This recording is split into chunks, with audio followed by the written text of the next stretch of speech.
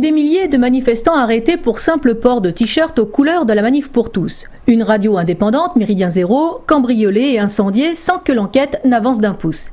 Des milices qui attaquent un meeting du Front National, pillent un centre-ville sans aucune arrestation.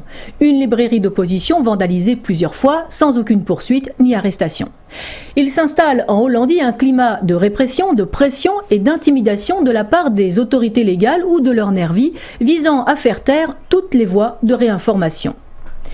Pour notre part, outre une série d'attaques informatiques d'un niveau remarquable, bien au-delà des capacités d'un hacker du dimanche, une campagne de la presse aux ordres a été lancée contre ProRussia.tv et ses auditeurs. Jugez-en, dans la même semaine, Charlie Hebdo, Slate, Le Nouvel Obs, Mediapart, Canal+, Paris Normandie et Info Normandie. Mais ce n'est qu'une coïncidence, la presse n'est pas aux ordres, rassurez-vous, ils ont tous eu la même idée en même temps. Si, c'est possible.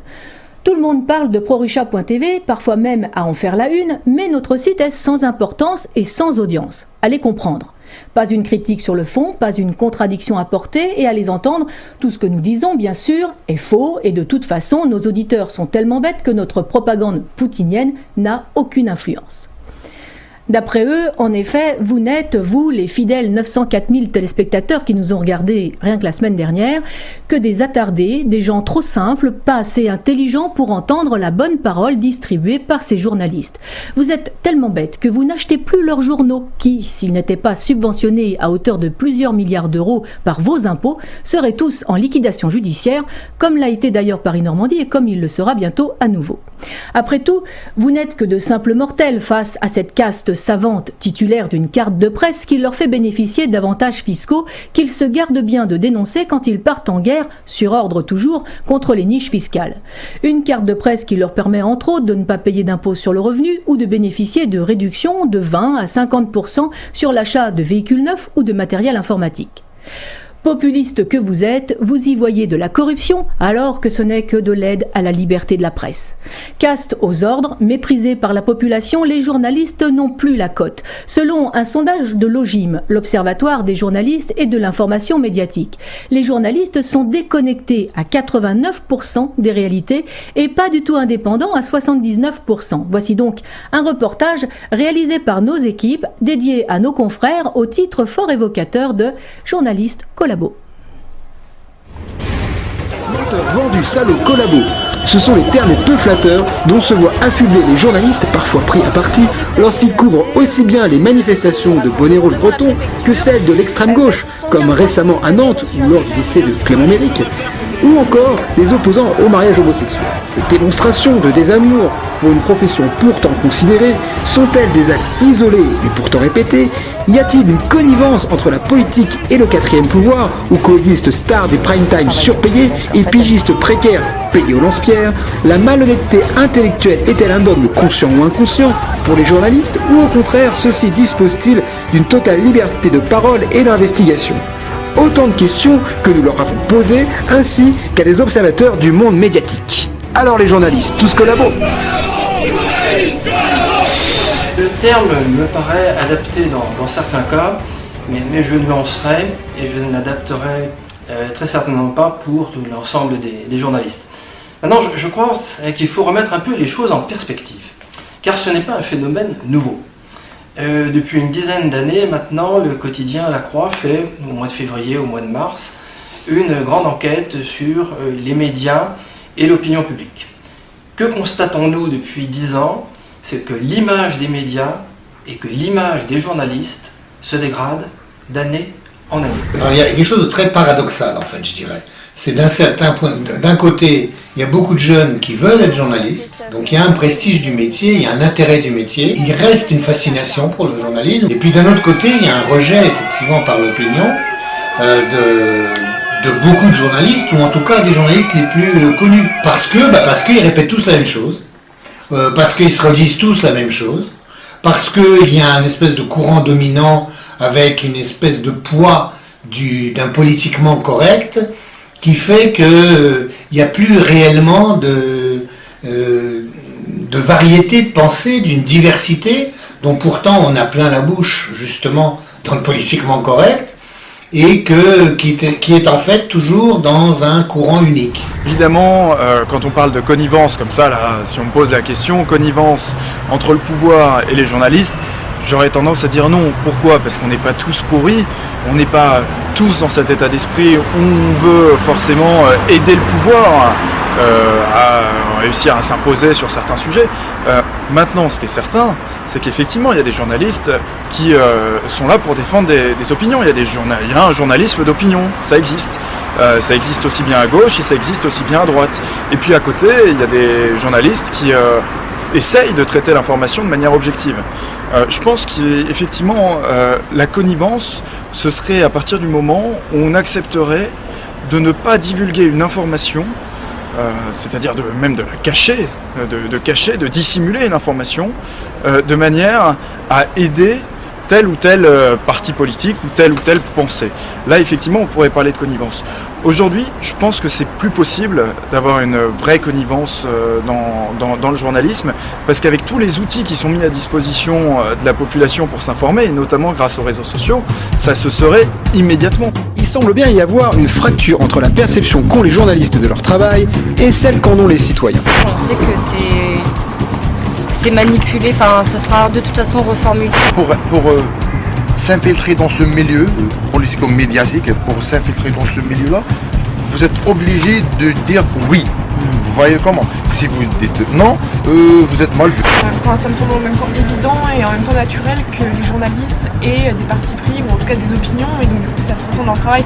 Pour certains observateurs, tels Jean-Yves Le Gallou, organisateur des Bobards d'Or, les médias français sont tout simplement composés de militants. Cette année, nous regroupons les Bobards en quelque sorte par catégorie, et nous avons notamment une catégorie qui est le Bobard complice, où le journaliste se fait le complice, soit du pouvoir, soit d'une formation politique bien pensante, et donc il ne fait pas du tout son travail, le travail qu'il devrait faire de critique. Non, il relaie une propagande. Par exemple, quand Madame Claire Chazal interroge en direct à 13h Monsieur Mélenchon à propos d'une manifestation assez squelettique qu'il organise, elle explique: alors Monsieur Mélenchon, la foule se rassemble déjà derrière vous. Et par un jeu de caméra, on a l'impression qu'il y a une foule derrière Monsieur Mélenchon, alors qu'il y a 2 fois 10 personnes, et qu'au demeurant, la manifestation n'a pas commencé, puisque la manifestation commence à 14h. Mais on annonce déjà que c'est un grand succès, et qu'il y a une foule, tout simplement par une mise en scène, ce qu'il faut bien appeler une mise en scène, et c'est pas tout à fait anodin, puisque c'est Madame Claire Chazal qui fait ça là, sur TF1, à une heure de très grande écoute, c'est-à-dire un dimanche à 13h. Voilà un Bobard complice. Militants, collabos, des mots forts, mais dans quelle mesure les acteurs du monde médiatique sont-ils proches du pouvoir ? Il y a des connivences, à l'évidence. Nous faisons régulièrement des portraits de journalistes sur le site de l'OGIM. Le dernier que nous ayons fait, c'est Franz-Olivier Gisbert, et je crois que de mémoire, le titre c'est Franz-Olivier Gisbert ou le journalisme de connivence. Il y a un certain air de famille, je dirais, entre les politiques et les journalistes. Alors, c'est dû sans doute au fait qu'ils se fréquentent à longueur de journée, et c'est dû aussi au fait qu'on se ménage. Les politiques ménagent les journalistes, parce qu'ils en ont peur, très certainement. Je ne dis pas tous les politiques, mais la plupart. Et les journalistes ménagent aussi les politiques, parce qu'ils ont besoin d'informations.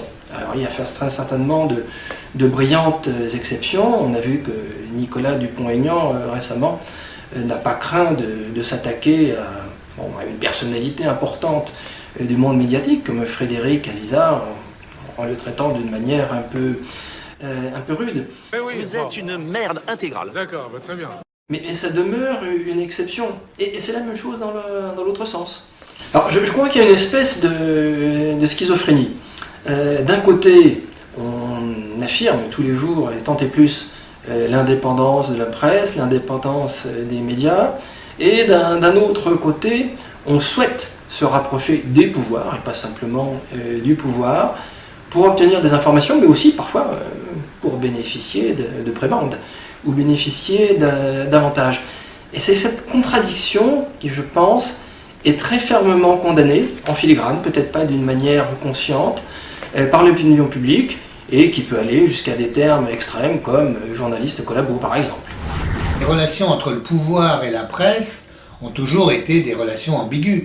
Il n'y a qu'à voir le nombre de couples hommes politiques ou femmes politiques journalistes. Il n'y a pas de connivence à proprement parler entre le pouvoir et les journalistes. Qu'il y ait des journalistes qui soient engagés, qu'il y ait des journalistes qui aient des relations familières, amicales, avec des politiques, ça c'est certain. Et d'ailleurs, ça va certainement tirer vers le haut leur travail, parce que ça leur permet d'avoir accès à des informations qu'ils n'auraient pas eu accès en temps normal. Dire que la presse est aux ordres, les relations sont plus complexes, que cela. Dire que parfois certains journalistes n'ont pas la liberté d'écrire exactement ce qu'ils veulent, en fonction du média dans lequel ils s'expriment, ça je crois que c'est vrai. Ils savent que s'ils vont s'amuser à proposer un thème ou qu'ils vont écrire quelque chose qui ne va pas plaire à la rédaction en chef ou à la direction du journal qui les emploie, ils n'auront plus de pige. Donc ils ne pourront plus avoir un travail. La masse des journalistes, c'est tout de même une précarité colossale. Ce sont des gens qui travaillent ou à la pige, ce qu'on appelle, c'est-à-dire au coup par coup, ou avec des CDD qui sont à peine reconduits, ou encore avec des droits d'auteur, ce qui est logiquement illégal en France d'ailleurs. Eh bien, quand vous êtes dans une précarité comme ça, il est évident que vous écrivez ce qu'on vous dit d'écrire, ou presque évident.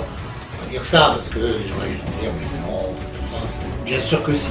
Un journaliste qui fait vraiment son travail et qui veut exercer ce qui est quand même sa fonction, ce qui devrait être sa fonction critique, eh bien, il risque d'être marginalisé.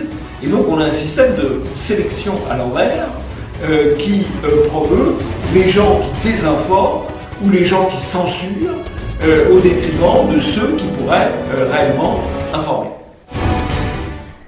Nous vous invitons également à regarder en direct sur notre chaîne mardi soir la soirée des Bobards d'Or, organisée par la Fondation Polémia et qui mettra en valeur de façon humoristique les plus grosses manipulations et les plus gros mensonges de l'année 2013, orchestrés par les médias officiels donneurs de leçons. Enfin, puisque cette série d'articles n'est pas destinée à informer le public, nous avons en effet refusé systématiquement de répondre aux questions parfois très pressantes, harcèlement téléphonique, présence de caméras au domicile de certains de nos collaborateurs. Puisque cette série d'articles sert uniquement à faire pression sur nous, en livrant en pâture des éléments de notre vie privée, alors que nous ne sommes pas des people, nous voulons, nous aussi, nous intéresser à la vie de nos nouveaux amis. Comme eux, nous voulons vous informer sur ceux qui vous informent.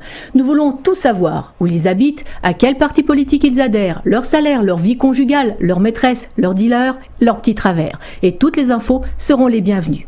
Bref, nous voulons tout savoir afin d'établir un portrait aussi complet que possible sur ces journalistes qui confondent information et pression, ce qui relève de la vie privée et de l'action publique. Ce sera notre réponse à leurs articles. Car nous aussi, nous souhaitons que la liberté de la presse soit respectée. Et pour toute la presse. À la différence que pour nous, la liberté n'est pas négociable.